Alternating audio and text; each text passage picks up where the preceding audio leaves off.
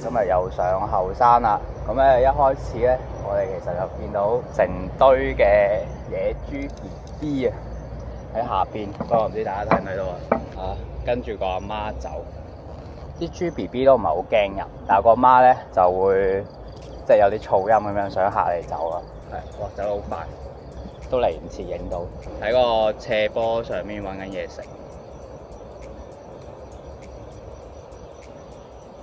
有幾多隻？1、2、3、4、5、6、7、8、6隻最少。係咯，最少6隻啦。哇，好多豬仔，佢哋食緊乜嘢咧？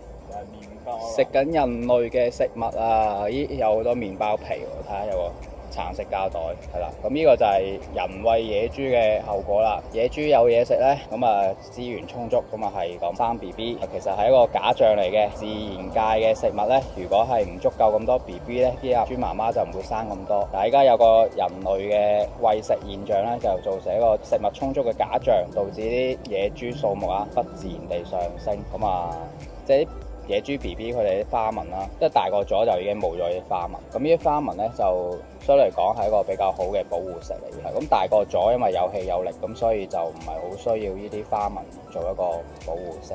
哇，超細隻！好，睇我哋好似都自拍到喎。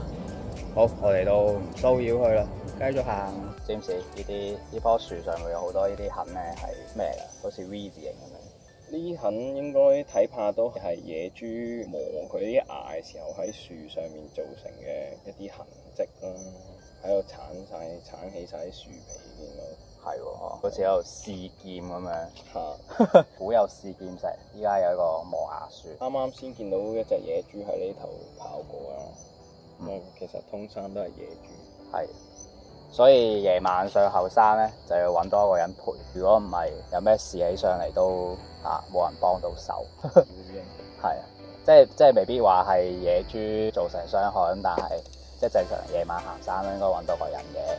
通常夜行咧，我哋即係除咗喺路邊揾嘢啦，咁仲會即係揾下啲人工設施嘅。咁譬如我哋牆呢個位置啦，咁啊好多一啲去水渠，或者個牆壁上面都有啲唔同嘅動物喺上面啦。即係譬如呢個影緊有隻壁虎咁究竟係咪香港新發現嘅半葉指虎咧？大家要多啲行下郊野公園邊陲啊。咁呢隻應該唔係嘅應該係普通嘅嚟嘅。哇！前面有啲好大嘅野豬叫聲。咁仲有呢個窿啦，即係有啲蝦蚶蟾蜍喺入邊啦。咁間唔中可能會有蛇咁樣。係咁，所以我哋呢啲位置都會不斷睇嘅。咁個牆壁上面咧，仲有一隻廣翅蠟蟾嘅成蟲啦嚇。好，咁我哋就繼續行啦。哇！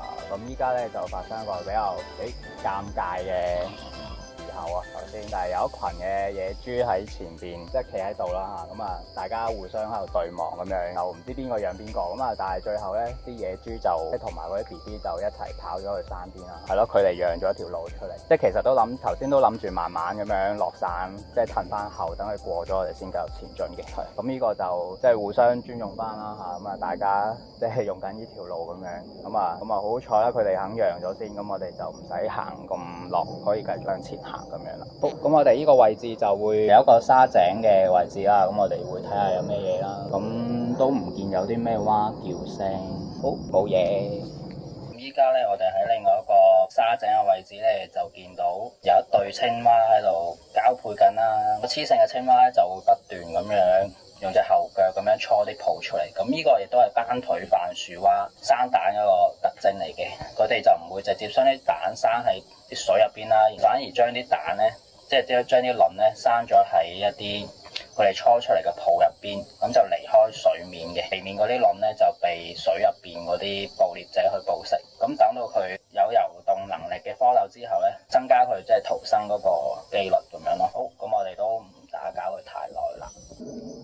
而家喺我哋眼前咧就係一條叫做鋸尾蜥虎嘅壁虎啊，亦即係我哋俗語所講嘅四腳蛇。不過呢種壁虎就主要喺郊外嗰度會見得比較多，喺屋企就會少見。咁我留意佢嘅特徵啦，佢條尾咧有多一點點好細點嘅一啲鋸齒。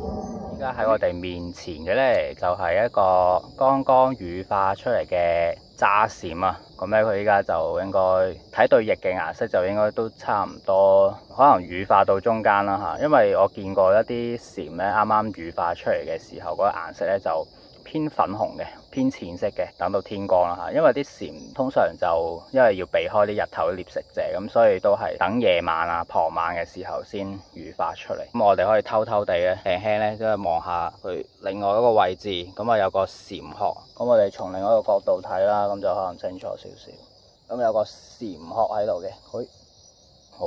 咁呢個就係我哋今晚嘅另外一個發現啦。一隻唔識跳嘅青蛙，佢就喺個花盒口蛙啦。我哋即係落返山啦，咁嚟到呢個位置咧，其實就聽到一個貓頭鷹嘅叫聲。咁我哋就試下喺度睇下揾唔揾到喺樹上面，咁好近。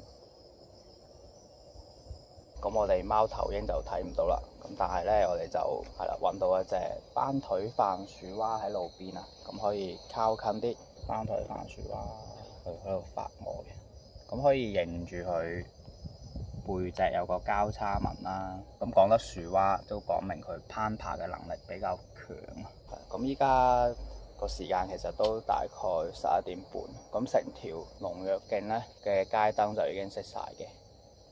咁大家可以周圍望下個環境，呢度上邊見到就係一啲城市嘅燈光，大家都可以靜靜咁樣聽下附近嘅聲音，一啲蟲聲。最後我哋同斑腿番薯蛙講聲拜拜，就結束我哋今日嘅夜行活動啦。